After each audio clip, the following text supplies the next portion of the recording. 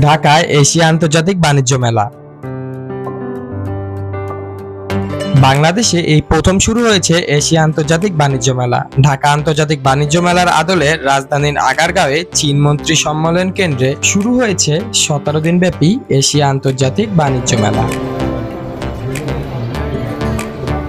মেলার আয়োজকরা জানান, আগামী 23 নভেম্বর পর্যন্ত প্রতিদিন সকাল 10টা থেকে রাত 11টা পর্যন্ত খোলা থাকবে মেলা প্রাঙ্গণ। 20 টাকার বিনিময়ে এ মেলায় ক্রেতা ও দর্শনার্থীরা প্রবেশ করতে পারেন।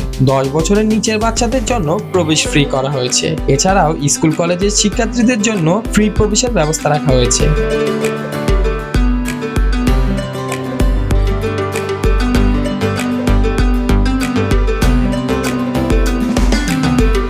এই মেলায় ভারত, চীন, থাইল্যান্ড, পাকিস্তান, নেপাল, শ্রীলঙ্কা, বাংলাদেশ